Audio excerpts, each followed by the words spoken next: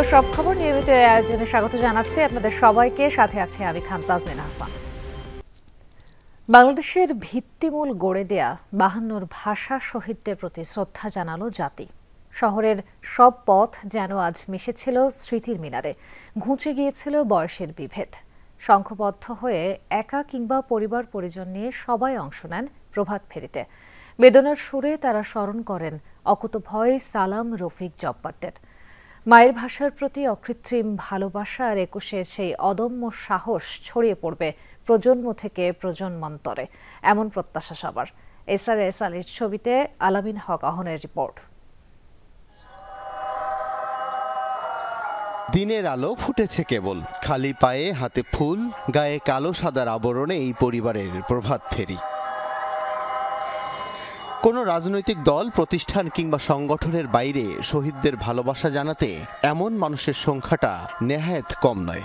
পারিবারিকভাবেই সবার মধ্যে দেশাত্মপ্রেমটা জাগ্রত হোক এবং সঠিক যে শিক্ষাটা আছে এই শিক্ষাটা অনুশীলনের মধ্যেও জীবনে প্রবাহিত হোক।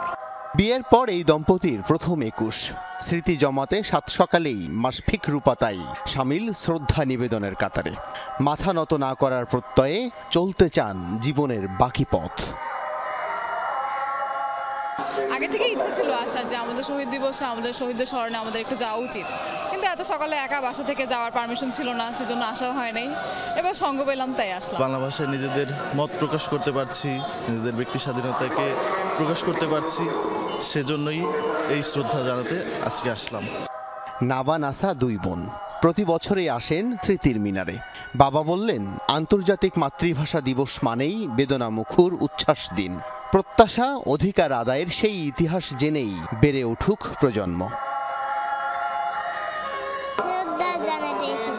যাতে এটা ওরা অন্তরে লালন করে যে না, এই ভাষা, আমরা যে ভাষা কথা বলতেছি এই ভাষার জন্য কেউ কেউ বা অনেকেই জীবন দিয়েছেন। এটা নতুন প্রজন্মকে জানানোর জন্য নিয়ে এসেছি।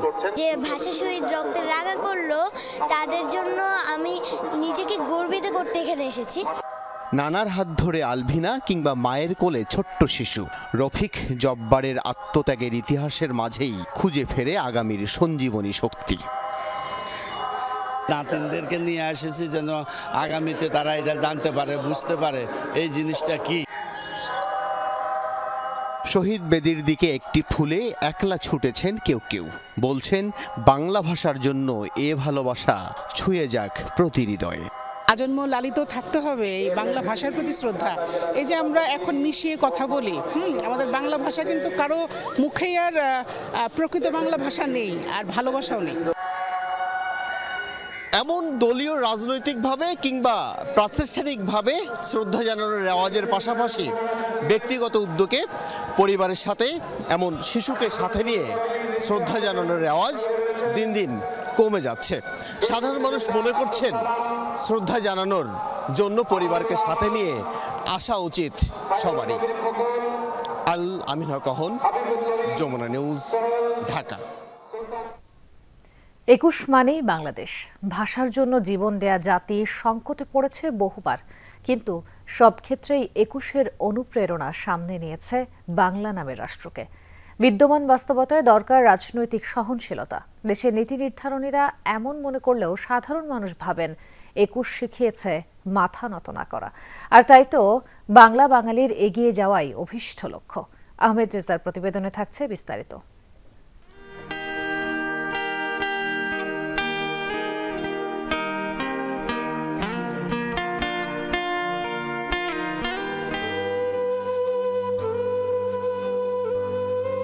৭৩ বছর আগেও এমনই আগুন রাঙা সূর্যের আভায় শুরু হয়েছিল 21-এর বসন্তের সকালটা। সেদিনই রচিত হয়েছিল মাতৃভাষার জন্য জীবন উৎসর্গের অনন্য নজির। 7 দশকের পরেও এই উত্তরাধিকার প্রেরণা যোগায় প্রতিবাদ প্রতিরোধে। 21 বলতে আমার মনে হয় মাতৃভাষার প্রতি যে টান, আমাদের দেশের সংস্কৃতির প্রতি যে টান, তার প্রথম অনুভূতি, প্রথম প্রকাশ। আমার কাছে 21 মানে হচ্ছে একটা স্পিরিট, যেটা হচ্ছে আমাদের সবার মধ্যে থাকা উচিত। হার না মানা এই জাতির ললাটে পরাধীনতার শৃঙ্খল কে বেঁধেছে কবে? ২৪-এর গণঅভ্যুত্থানের পর প্রথম ভাষা দিবসে সে কথাই বললেন আগতরা। স্বাধীন বাংলাদেশে আমরা দেখেছি যে গণতন্ত্রের লড়াইয়ের জন্য এদেশের মানুষ কিন্তু ২১-এর চেতনাকেই ধারণ করেছে। ২১-এর এই চেতনার দিনে আমি মনে করতে চাই যে আমাদের সবার বাংলা ভাষা বেশি বেশি করে ব্যবহার করা উচিত। ২১ মানেই মাথা নত না করা, ২১ মানেই নতুন স্বপ্নের বীজ বপন, যার পুষ্পপল্লবিত রূপ এই স্বাধীন বাংলাদেশ। একে নতুন দিনে নতুনভাবে গড়ে তোলার প্রত্যয় ছিল সবার কণ্ঠে। পৃথিবীতে একটাই দেশ যে দেশে ভাষার জন্য জীবন দিয়েছিলেন, বাচ্চা যেন এটাই শিখতে পারে এখান থেকে। এখানে এসেছিলাম ভাষা শহীদদের প্রতি শ্রদ্ধা নিবেদন করতে। ভাষা শহীদদের সম্মান জানানোর জন্য এসেছি। আমি আমার বন্ধুদেরকে নিয়ে শহীদ মিনার দেখতে এসেছি। আমরা রক্ত দিয়ে ভাষা প্রতিষ্ঠিত করেছি, আর সেটা জাতীয়ভাবে সারা পৃথিবী বৈশ্বিকভাবে সেটা মেনে নিয়েছে। অবশ্যই এটা আমাদের কাছে গর্বের। রাজনৈতিক সন্ধিক্ষণে প্রয়োজন সবার ঐক্য, কোনো সংকীর্ণ স্বার্থে যেন পথ না হারায় বাংলাদেশ, সে প্রত্যাশার কথাও জানান শিক্ষাবিদরা। সহনশীলতা, সেজন্য সবার প্রতি সবার মমত্ববোধ, ভালোবাসা, এগুলোর চর্চা রাজনৈতিক সংস্কৃতিতে আনা জরুরি। কোনো রকমের বিদ্বেষ উস্কানির বিপরীতে মানুষের ভালোবাসাই যেন সবসময় শক্তিশালী হয়। শুভ রাজনৈতিক একটা পরিবেশ দেশের মধ্যে চলে আসে, এইটাই আমরা সবাই কামনা করছি। আমাদের মনে রাখতে হবে যে এই মুহূর্তে আমরা বহু মানুষের রক্তের ঋণ নিয়ে দাঁড়িয়ে আছি। এই জাতীয় উদযাপনগুলো আমাদেরকে ঐক্যবদ্ধ হতে সহযোগিতা করবে। বাংলার ২১ আজ আন্তর্জাতিক মাতৃভাষা দিবস, তাই শহীদ বেদিতে হাজির হয়েছিলেন ভিনদেশিরাও।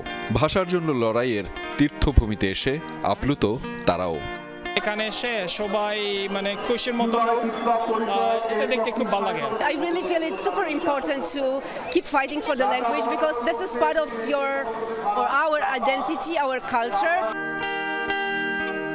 ভাষা শহীদদের রক্তে রঞ্জিত যে বেদি সিক্ত হয়েছে ফুলে ফুলে, যে বেদি ভরে গেছে শ্রদ্ধার অর্গে, সেই বেদির কাছেই নতুন প্রজন্মের নতুন শপথ, নতুন বাংলাদেশকে ভালো রাখা।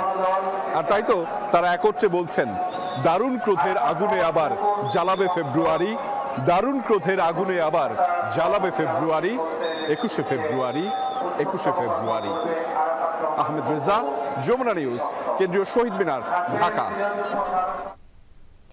সংস্কারের কথা বলে নির্বাচন বিলম্বিত করা ঠিক হবে না, এ মন্তব্য করে দ্রুত নির্বাচনের দাবি জানিয়েছে বিএনপি। আন্তর্জাতিক মাতৃভাষা দিবস উপলক্ষে শহীদ মিনারে শ্রদ্ধা নিবেদন শেষে এ দাবি জানান দলটির নেতারা।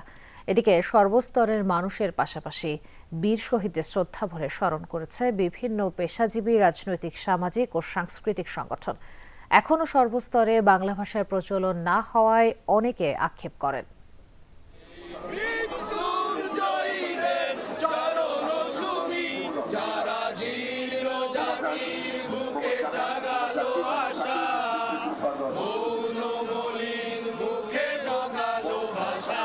শোক প্রতিরোধের সেই অমর গান গাইতে গাইতে স্মৃতির বেদিতে আসে উদীচী শিল্পী গোষ্ঠী। শ্রদ্ধা জানাই ৫২ বীর শহীদদের। আমাদের এখানে শুধু বাঙালি নয়, আমাদের অন্যান্য যে জাতিগোষ্ঠী সমূহ আছে, অন্যান্য ভাষিক মানুষ আছে, তাদের যে মাতৃভাষার অধিকার সেটিও আজকে প্রতিষ্ঠিত হয়নি। সুতরাং ৭১-এর পথ ধরে শোষণ এবং বৈষম্যহীন সমাজ এবং রাষ্ট্র প্রতিষ্ঠা করবার জন্য ২৪-এর যে অঙ্গীকার, সেই অঙ্গীকারকে ধারণ করে একটা বৈষম্যহীন সমাজ আমরা গড়ে তুলব। শ্রদ্ধা জানাতে আসে বিভিন্ন রাজনৈতিক, সামাজিক ও সাংস্কৃতিক সংগঠনের নেতাকর্মীরাও। আজিমপুর কবরস্থানে ভাষা শহীদদের কবর জিয়ারত শেষে বিএনপির সিনিয়র যুগ্ম মহাসচিব রুহুল কবির রিজভীর নেতৃত্বে শহীদ বেদিতে ফুল দিতে আসে বিএনপি। পরে গণমাধ্যমের সাথে কথা বলেন রিজভী, জানান একটি সুষ্ঠু জাতীয় নির্বাচনই দেশের প্রকৃত গণতন্ত্র ফিরিয়ে আনতে পারে। আমরা ন্যায় বিচার, আইনের শাসন, বিচার বিভাগের স্বাধীনতা, এগুলো তো হচ্ছে এক একটা স্তম্ভ। এটা স্তম্ভ প্রকৃত গণতন্ত্র চর্চার জন্য। আমরা সেই বিষয়গুলো আপনার চর্চিত হবে, সেই বিষয়গুলো প্রতিষ্ঠিত হবে। সেটি হচ্ছে একটি অবাধ সুষ্ঠু নির্বাচনের মধ্যে দিয়ে রাজনৈতিক শক্তির বিজয় হলো। নতুন প্রজন্ম তারা পুরানো ধাঁচের যে একটা হানাহানির রাজনীতি, সেটার থেকে বের হয়ে আসতে চায়। আমরা এটা আর চাই না। পরে বিএনপির বিভিন্ন অঙ্গ সংগঠন, থানা ও ওয়ার্ড পর্যায়ের নেতাকর্মীরাও শ্রদ্ধা নিবেদন করেন। শ্রদ্ধা জানাতে আসেন বিভিন্ন বাম রাজনৈতিক ও ছাত্র সংগঠন। এত বছরেও সকল মাতৃভাষার চর্চা ও সর্বস্তরে বাংলা ভাষার প্রচলন না হয় ক্ষোভ জানান তারা। আমরা দেখতে পাচ্ছি এখন পর্যন্ত উচ্চ আদালত থেকে শুরু করে উচ্চ শিক্ষা প্রতিষ্ঠান এবং সমাজের বিভিন্ন স্তরে বাংলা ভাষা এখন পর্যন্ত আমরা চালু করতে পারিনি। আমরা এমন একটি দেশ চাই যেখানে বহু ভাষার রাষ্ট্র হবে, বহু জাতির রাষ্ট্র হবে। 21 আমাদেরকে বারবার অন্যায়ের বিরুদ্ধে লড়বার একটা স্পৃহা দেয়, সাহস দেয়। এবারও জুলাই অভ্যুত্থানের পিছনে আমরা যখন দেশের গান গিয়েছি, আমরা যখন শপথ নিয়েছি, আমরা যখন ঐক্যবদ্ধ হয়েছি শহীদ মিনারে, তখন 21 আমাদের পেছন থেকে সামনে এগিয়ে যাওয়ার একটা প্রেরণা দিয়েছিল। 1952 সালে বাংলা ভাষার জন্য বুকের তাজা রক্ত ঢেলে দিয়েছিল রফিক, শফিক, জব্বাররা। বলা হয় তাদের এই আত্মত্যাগের ফলেই বাঙালি জাতি আজ মাথা উঁচু করে বাঁচতে শিখেছে। তবে দুঃখজনক হলেও সত্যি এত বছরেও 21-এর সেই সঠিক চেতনা এখনো বাস্তবায়ন হয়নি, সর্বস্তরে চালু হয়নি বাংলা ভাষা। সবাই বলছেন শহীদদের সঠিক সম্মান জানাতে হলে সর্বস্তরে বাংলা ভাষা চালুর বিকল্প নেই। আশিক মাহমুদ, যমুনা নিউজ, কেন্দ্রীয় শহীদ মিনার, ঢাকা। যে দেশ পৃথিবীকে নেতৃত্ব দেবে সেই দেশের ভাষা শেখার জন্যই সবাই ছুটে যাবে বলে মন্তব্য করেছেন অন্তর্বর্তী সরকারের প্রধান উপদেষ্টা ডক্টর মোহাম্মদ ইউনূস। আন্তর্জাতিক মাতৃভাষা ইনস্টিটিউটে মাতৃভাষা পদক প্রদান অনুষ্ঠানে মন্তব্য করেন তিনি। এর আগে ইউনেস্কোর আন্তর্জাতিক মাতৃভাষা দিবসের রজত জয়ন্তী উদযাপন অনুষ্ঠানে ভার্চুয়ালি যুক্ত হয়ে বক্তব্য দেন প্রধান উপদেষ্টা। বলেন, মাতৃভাষার গুরুত্ব বুঝতে ব্যর্থ হলে টেকসই উন্নয়ন লক্ষ্যমাত্রা এবং 3-0 বাস্তবায়ন সম্ভব হবে না। 21শে ফেব্রুয়ারি উপলক্ষে আন্তর্জাতিক মাতৃভাষা ইনস্টিটিউটে 4 দিনব্যাপী অনুষ্ঠান। এর উদ্বোধনী পর্বে অন্তর্বর্তী সরকারের প্রধান উপদেষ্টা ডক্টর মোহাম্মদ ইউনূস আন্তর্জাতিক মাতৃভাষা পদক প্রদান করেন। এছাড়া লিঙ্গুইস্টিক অলিম্পিয়াড বিজয়ীদের সনদপত্র প্রদান করেন অন্তর্বর্তী সরকার প্রধান। জাতীয় পদক পেয়েছেন ভাষাবিজ্ঞানী ও ভাষা গবেষক অধ্যাপক আবুল মনসুর মোহাম্মদ আবু মুসা। আন্তর্জাতিক পদক পেয়েছেন অনুবাদক জোসেফ ডেভিড উইন্টার ও প্রতিষ্ঠান হিসেবে পদক পেয়েছে প্যারিসের বাংলাদেশ দূতাবাস। প্রধান উপদেষ্টাকে দেয়া শিশু কিশোরদের বিভিন্ন ভাষার সম্ভাষণ উপস্থিত সবাইকে শোনান ডক্টর ইউনূস। সর্বজনশ্রদ্ধেয় প্রফেসর। প্রধান উপদেষ্টা তার বক্তব্যে বলেন, প্রযুক্তির প্রাধান্যের সাথে ভাষাও প্রাধান্য পায়। যে দেশ পৃথিবীকে নেতৃত্ব দেবে সেই দেশের ভাষা শেখার জন্যই সবাই ছুটে যাবে। ডক্টর ইউনূস বলেন, জাতি এগোলে ভাষাও এগোয়, সম্মান বাড়ে ভাষার। যে দেশ পৃথিবীতে নেতৃত্ব দেবে, পৃথিবী সে দেশের ভাষার দিকে ঝুঁকে পড়বে, এটাই নিয়ম। যে দেশের কিছু দেবার নেই সে দেশের ভাষাতেও পৃথিবীর আগ্রহ নেই। এর আগে বিকেল 3টায় প্যারিসে ইউনেস্কো হেডকোয়ার্টারে আন্তর্জাতিক মাতৃভাষা দিবসের রজত জয়ন্তী পালন অনুষ্ঠানে ভার্চুয়ালি বক্তব্য প্রদান করেন প্রধান উপদেষ্টা। এ সময় তিনি বলেন, মাতৃভাষার গুরুত্ব বুঝতে ব্যর্থ হলে টেকসই উন্নয়ন লক্ষ্যমাত্রা এবং 3-0 বাস্তবায়ন সম্ভব হবে না। ব্যক্তি, সংস্কৃতি ও ঐতিহ্যকে ধরে রাখতে হলে একটি ভাষাকেও বিলুপ্ত হতে দেওয়া যাবে না বলে মন্তব্য করেন তিনি। এ সময় উচ্চশিক্ষায় মাতৃভাষার প্রতিবন্ধকতা দূর করার উপরও জোর দেন তিনি। All this will be for nothing if we fail to communicate these understandings of leaving no one behind to each other in their own languages. That is how we can build inclusive societies through multilateralism.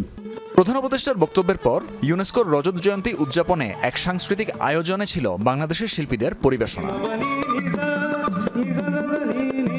Tanvir মৌসুম, Jamuna news, Dhaka. 21শে ফেব্রুয়ারিতে ছুটির দিনে বইমেলায় পাঠক দর্শনার্থীদের উপচে পড়া ভিড়। বইমেলার খবর জানবো সহকর্মী শওকত মঞ্জু শান্তর কাছ থেকে। শান্ত, বিকেল গড়িয়ে সন্ধে নেমে এলো, বিশেষ এই দিনের এই মুহূর্তে মেলার চিত্র কেমন দেখছেন?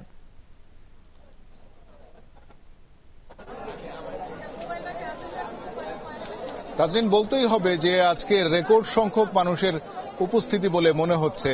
আমরা বিকাল থেকে দেখছি যে অসংখ্য মানুষ এসেছেন বইমেলায় এবং এই মুহূর্তে বলতে হবে যে আসলে মেলায় তিল ধরার কোনো ঠাঁই নেই এবং প্রত্যেকটি গলিতে, প্রত্যেকটি স্টলের সামনে অসংখ্য মানুষ এবং এই পরিস্থিতি আমরা দেখছি গেল 1 ঘন্টা যাবত যে অসংখ্য মানুষ এসেছেন এবং পুরো মেলা প্রাঙ্গণেই বলতে হবে ভিড় এবং তারা কিন্তু প্রত্যেকটি স্টলে যাচ্ছেন এবং আমরা যেই সড়কটিতে আছি অর্থাৎ একটা 2 প্যাভিলিয়নের মাঝখানের যে অংশটি সেটি হচ্ছে সবচেয়ে প্রশস্ততম অংশ। সেখানেই বলতে হবে যে খালি চোখে আমরা শুধু মানুষ দেখছি এবং 2 পাশের স্টল দেখতে পাচ্ছি, মাঝখানের সড়ক কিন্তু আমরা দেখতে পাচ্ছি না।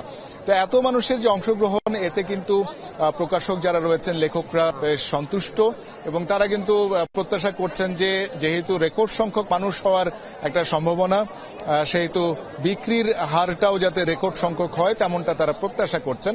একই সাথে বিক্রি যে হচ্ছে তেমনটি নিয়েও তারা সন্তোষ প্রকাশ করেছেন এবং আশা করছেন যে মেলার যে মানুষের অংশগ্রহণের যে হার বেড়েছে তাতে তারা প্রত্যাশা করছেন পরবর্তী যে দিনগুলো রয়েছে, অল্প কয়েকদিন বাকি রয়েছে মেলা শেষের, এর মধ্যে আসলে মেলার যে বই বিক্রির যে প্রত্যাশা তাদের, সেই পরিমাণ প্রত্যাশা মাফিক বই বিক্রি হবে এমনটি তারা আশা করছেন। তাজনিম, যুক্ত হওয়ার জন্য ধন্যবাদ শান্ত। জুলাই বিপ্লবের প্রতিচ্ছবিকে নতুন প্রজন্মের কাছে তুলে ধরতে এবারের বইমেলায় রয়েছে বৈষম্য বিরোধী আন্দোলনের একটি স্টল। বাংলা একাডেমি প্রাঙ্গণে এই স্টলে প্রতিদিনই দেশের বিভিন্ন প্রান্ত থেকে ভিড় করছেন ক্রেতা দর্শনার্থী। জুলাই বিপ্লবের চেতনা প্রজন্ম থেকে প্রজন্মে ছড়িয়ে দিতে একাত্তা আয়োজক অংশগ্রহণকারীরা। তারা জানান আন্দোলনের মর্ম যেন বেহাত না হয়, সেজন্য এই উদ্যোগ। আহমেদ রেজা জানাচ্ছেন বিস্তারিত। পরশু নয়, কালই লং মার্চ টু ঢাকা, লাখো শহীদের রক্তে কেনা দেশটা কারো বাপের না, কিংবা মাতৃভূমি অথবা মৃত্যু, এমন নানা স্লোগানে সজ্জিত বইমেলার স্টল। বৈষম্য বিরোধী আন্দোলনে সামনে থেকে নেতৃত্ব দেয়া শিক্ষার্থীদের এই স্টলে থাকছে জুলাই অভ্যুত্থান নিয়ে লেখা সকল বই। এবারের মেলায় প্রকাশিত এসব বই পাওয়া যাচ্ছে এই স্টলে। প্রতিদিনই স্টলটিতে ভিড় করছে দেশের বিভিন্ন প্রান্ত থেকে আসা ক্রেতা ও দর্শনার্থীরা। জুলাই বিপ্লবের গল্পগাথা ফুটে উঠেছে বই আর স্টলের নকশায়। কয়েকদিন আগে বৈষম্য বিরোধী আন্দোলন হয়েছিল, আমি দেখেছিলাম, আমার বাসার সামনে দিয়েও গিয়েছে। এটা এখন বইতেও চলে এসেছে, ভালো লাগছে ব্যাপারটা দেখতে। আমার বই মেলা খুব ভালো লাগে, আর আমার মানে কমিক্স টাইপের বইগুলো বেশি ভালো লাগে। আমি দুইটা বই কিনেছি, একটা হলো ট্রেন টু ঢাকা আর একটা হলো জুলাই বিপ্লব। আমি মূলত বগুড়া থেকে ঢাকায় আসছি, আর এখানে আসা মূলত এই স্টলটার জন্য।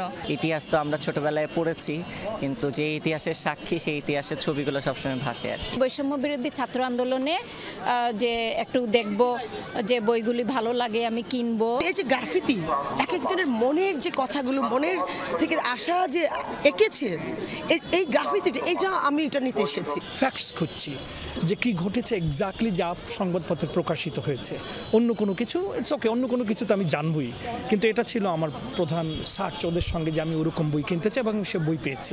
চোখে দেখা বিপ্লবের সেই অগ্নিঝরা দিন বইয়ের পাতায় ঠাঁই পেয়েছে। এর মাধ্যমে সবাই জানতে পারবে স্বৈরাচারীর পতনের গল্প, যা অন্যরকম ভালো লাগার অনুভূতি লেখকের কাছে। এই লেখাগুলোর পিছনে যে ঘটনাগুলো, সেগুলো মনে করলে আর ভালো লাগে না, কারণ হয়তো বা স্মৃতি মানুষ ভুলে যায়, কিন্তু লেখা কখনো ভোলা যায় না। আমার অনুভূতি, এই জন্য আমি লিখলাম আমার দেখা স্বাধীনতা 24-এর গণ অভ্যুত্থান বইটি। আমি যা কিছু দেখেছি আমি তাই এই বই ফুটিয়ে তুলেছি। এখানে যমুনা টিভির কথাও বলা আছে। তারা যা স্বপ্ন দেখে দেয়ালে এঁকে দিয়েছে, এখন প্রত্যেকটা দেয়াল হচ্ছে যে আমাদের বাংলাদেশের আপনি সংবিধান মনে করতে পারেন। জুলাই অভ্যুত্থানের পরেও চ্যালেঞ্জ রয়ে গেছে।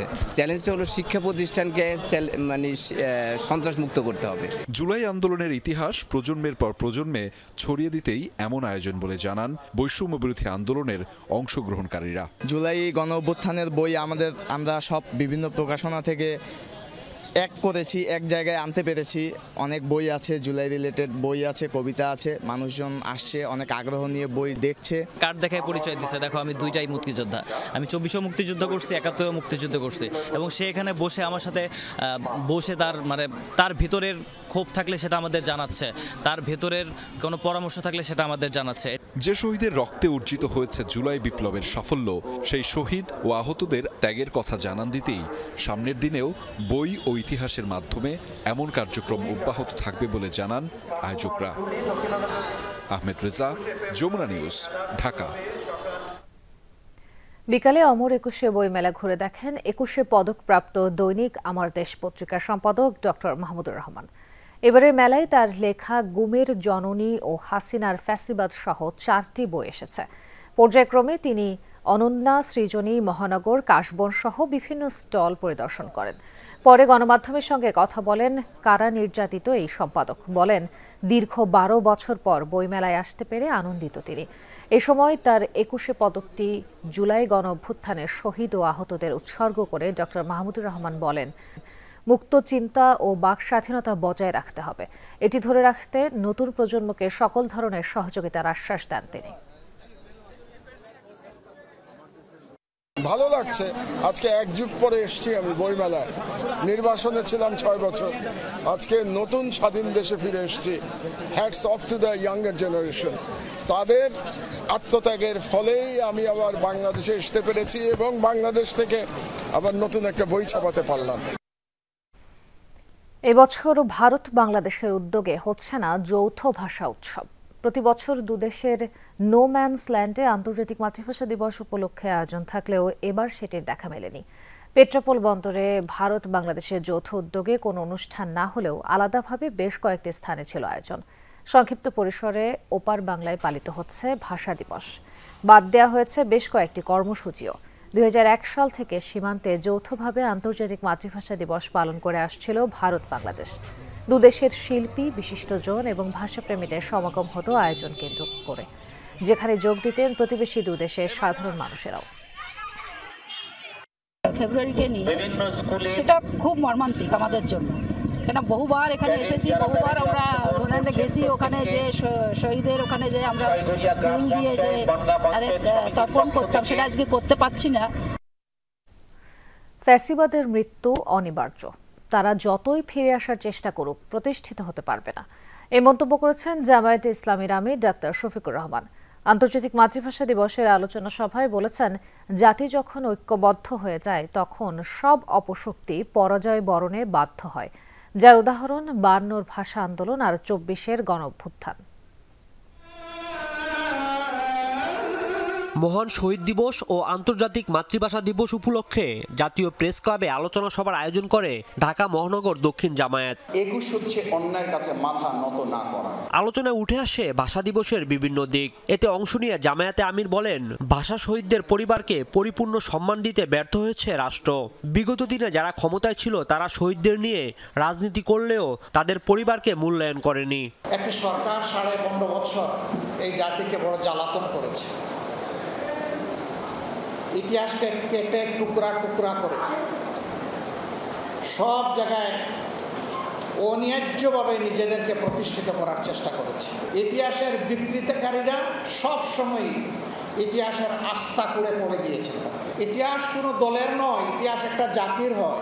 আমরা আমাদের বীরদেরকে জাতীয় স্বীকৃতি দিয়ে শ্রদ্ধার চূড়ান্ত আসনে রাখতে চাই। বিচারের নামে ক্যাঙ্গারু কোর্ট করে জামায়াতের কেন্দ্রীয় নেতাদেরকে জুডিশিয়াল মার্ডার করা হয়েছে বলে অভিযোগ করেন জামায়াতে আমির। এ সময় জামায়াত নেতা এটিএম আজহারুল ইসলামের মুক্তির বিষয়েও কথা বলেন তিনি। নির্বিশেষে সমস্ত মুসলিমদেরকে মুক্তি দেওয়ার কথা বলেছিলাম। ওই সময় যাদেরকে বন্দী করা হয়েছিল তাদেরকে মুক্ত করে দেওয়া হয়েছে, কিন্তু এর চাইতে বেশি জুলুম যাদের উপর করা হয়েছে তাদের একজন শুধু কেন জেলের ভিতরে থাকবেন? মনের এই কষ্ট থেকে আমি বলেছি যে আমার এখন আর বাইরে থাকার কোনো সার্থকতা নেই, আমি নিজেও এখন এর প্রতিবাদে জেলে যেতে চাই। আলোচনা সবার বাহিরে শহীদ দিবস উপলক্ষে রাজধানীতে ফ্রি মেডিকেল ক্যাম্প ও দোয়া মাহফিল করেছে জামায়াত, কিন্তু কেন্দ্রীয় শহীদ মিনারে যায়নি দলটি। রাজীব আহমেদ, যমুনা নিউজ, ঢাকা। দেশের মানুষের উপর বিভিন্নভাবে নির্যাতন করা হচ্ছে, সরকার কোনো নিরাপত্তা দিচ্ছে না বলে মন্তব্য করেছেন জাতীয় পার্টির চেয়ারম্যান জিএম কাদের। বিকেলে রাজধানীর বনানীতে আন্তর্জাতিক মাতৃভাষা দিবস উপলক্ষে আলোচনা সভায় এই মন্তব্য করেন তিনি। বলেন, এই অবস্থা চলতে থাকলে দেশ গৃহযুদ্ধের দিকেও যেতে পারে। বৈষম্য বিরোধী আন্দোলনে জয় লাভ করেও বৈষম্য মুক্ত হয়নি অভিযোগ করে জিএম কাদের বলেন, আবেগ দিয়ে রাষ্ট্র পরিচালনা করা যায় না। কিছু লোক নিজের ইচ্ছা মতন দেশ পরিচালনা করছে, সংসদ এখন নেই, তাই জবাবদিহিতার প্রশ্নই ওঠে না।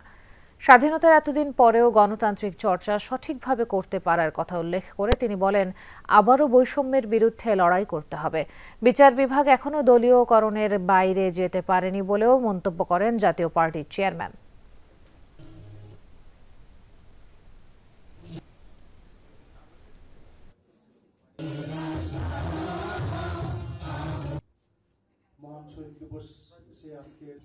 আজকের এই দিন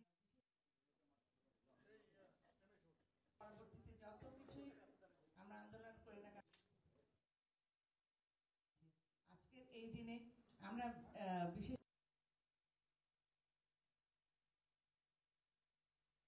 ভাষার মর্যাদার জন্য যে মানুষের জীবন দিতে পারে এবং তার মাধ্যমে যে এত বড় একটা অর্জন করতে পারে, তাদের নিজের অস্তিত্ব বাঁচিয়ে রাখতে পারে।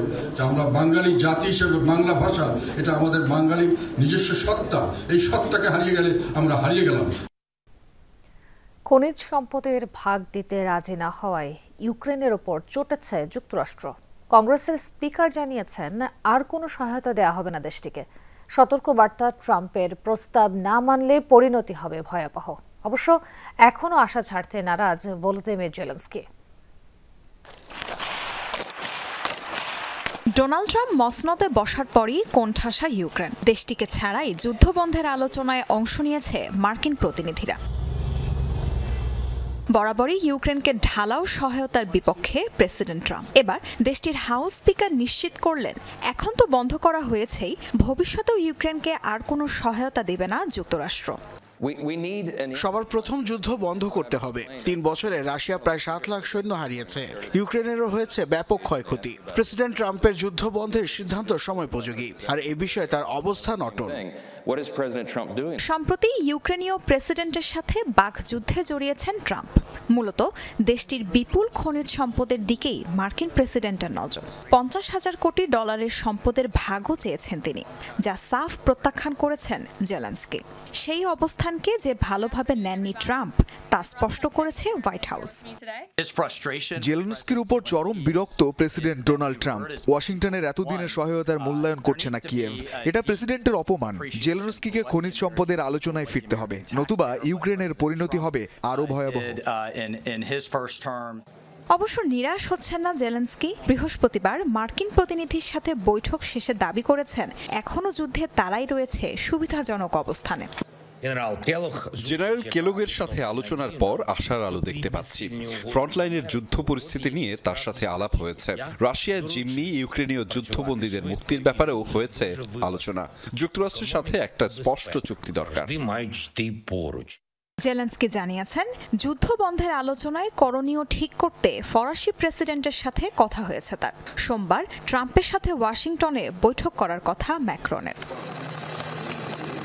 তাসরিয়ান সোবহান, যমুনা নিউজ। জুলাই অভ্যুত্থান সর্বক্ষেত্রে বৈষম্য দূর করার সুযোগ তৈরি করেছে। 52-র পাশাপাশি 24কেও ধারণের কথা বললেন পররাষ্ট্র সচিব মোহাম্মদ জসিমউদ্দিন। সকালে ফরেন সার্ভিস একাডেমিতে 21শে ফেব্রুয়ারির অনুষ্ঠানে তিনি এসব বলেন। দিবসটি উপলক্ষে শহীদ বেদিতে ফুল দিয়ে ভাষা শহীদদের প্রতি শ্রদ্ধা জানানো হয়।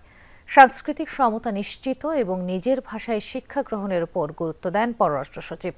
বলেন, বাংলাদেশের শিক্ষা ব্যবস্থায় ভালো মানের পাঠ্যপুস্তক, প্রবন্ধ, গবেষণা জার্নাল খুবই কম। এতে শিক্ষার্থীদের নিজ ভাষায় জ্ঞান অর্জন এবং ব্যবহারিক দক্ষতা বাড়ানো কঠিন।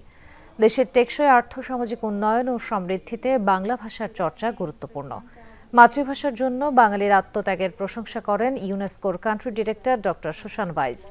বিভিন্ন দেশের নাগরিক ও কূটনীতিকরা উপস্থিত ছিলেন অনুষ্ঠানে। রাজধানীর চকবাজারে চুরিহাট্টা অগ্নিকাণ্ডের ঘটনায় দোয়া ও আলোচনার আয়োজন করেছে ক্ষতিগ্রস্ত পরিবারগুলো। শোকাবহ দিনটি স্মরণে সকালে তারা চুরিহাট্টা শাহী মসজিদের সামনে সমবেত হন। এ সময় নিহত ও ক্ষতিগ্রস্ত পরিবারগুলো বিভিন্ন দাবি দেওয়া গণমাধ্যমের সামনে তুলে ধরেন।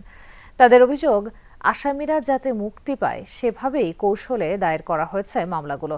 এজন্য অন্তর্বর্তী সরকারের কাছে পুনর্তদন্তের দাবি করেন ভুক্তভোগীরা।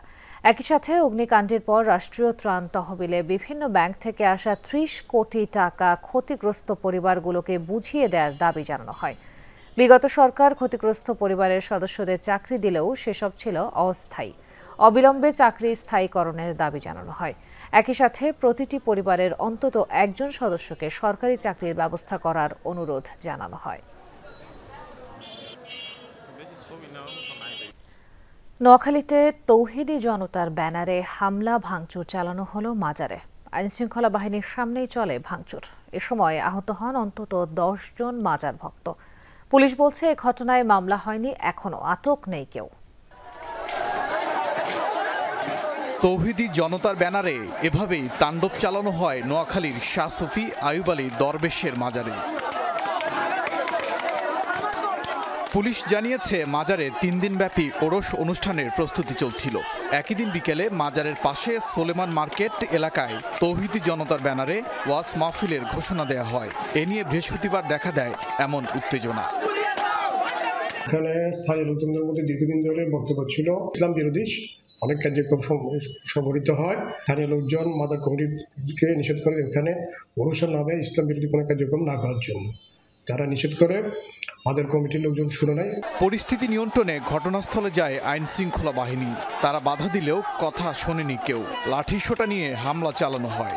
1500 থেকে 2000 উপরে গ্রামবাসী জড়ো হয়ে পুলিশ এবং সেনাবাহিনীর বাধা উপেক্ষা করে মাজারের পাশে ছোট একটা টিন শেড করছিল, ওইটা ভেঙে এবং লেগে দেয় এবং মাজারের পাশে যে কবরটা ছিল ওই কবরটা টাইলস খুলে ফেলে। এ ঘটনায় নারী সহ 10 জন মাজার ভক্ত আহত হন। তাদেরকে স্থানীয়ভাবে চিকিৎসা দেওয়া হয়। ওবায়দুর রহমান, যমুনা নিউজ। গাজীপুরে মিলাদ মাহফিলে দাওয়াত দেয়া নিয়ে বিএনপির 2 গ্রুপের মধ্যে সংঘর্ষের ঘটনা ঘটেছে। বৃহস্পতিবার রাতে কোনাবাড়ি হাউজিং এলাকায় এই সংঘর্ষের ঘটনা ঘটে। স্থানীয়রা জানায়, হাউজিংয়ের সভাপতির ছেলের মৃত্যুবার্ষিকী উপলক্ষে আয়োজিত মিলাদ মাহফিলে দাওয়াত দেয়া নিয়ে বিরোধ বাধে। কোনাবাড়ি থানা বিএনপির সভাপতি ইদ্রিস আলী সরকার ও সাধারণ সম্পাদক বাবুল হোসেনের সমর্থকদের মাঝে রাত 12টার দিকে এরই জেরে দেশীয় অস্ত্র নিয়ে সংঘর্ষে জড়ায় উভয় পক্ষ। এ সময় আশপাশের 20 থেকে 30টি দোকানে ভাঙচুর করে তারা।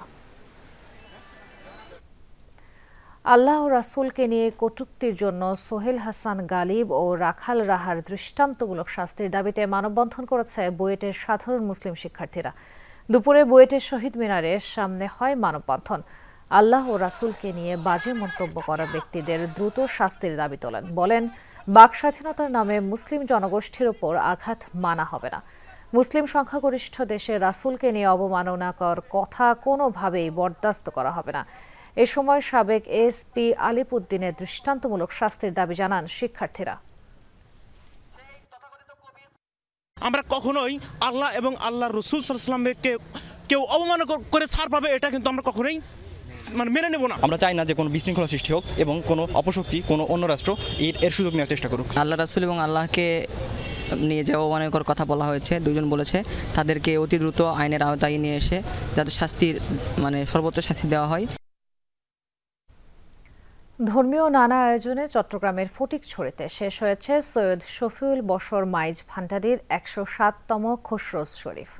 গাউসিয়া রহমান মঞ্জিলের উদ্যোগে 3 দিনব্যাপী ওরসে দেশ বিদেশ থেকে আসা হাজার হাজার ভক্ত অনুরাগীরা অংশ নেন। আইনশৃঙ্খলা রক্ষায় ভ্রাম্যমাণ ম্যাজিস্ট্রেট, পুলিশ ও স্বেচ্ছাসেবক মোতায়েন করা হয়। মিলাদ জিকির শেষে দেশ ও জাতির কল্যাণ কামনা করে আখেরি মোনাজাত পরিচালনা করেন সৈয়দ মুজিবুল বশর মাইজ ভান্ডারি। আল্লাহর নৈকট্য লাভে কোরআন সুন্নাহ বহির্ভূত কাজ থেকে বিরত থাকা এবং হারাম ও মন্দ কাজ থেকে দূরে থাকার আহ্বান জানান তিনি। এ সময় মাদ্রাসার অধ্যক্ষ, আলেম ওলামারা উপস্থিত ছিলেন। মানুষের উপর অত্যাচার ও বিচার করে আল্লাহ পাওয়া যাবে না।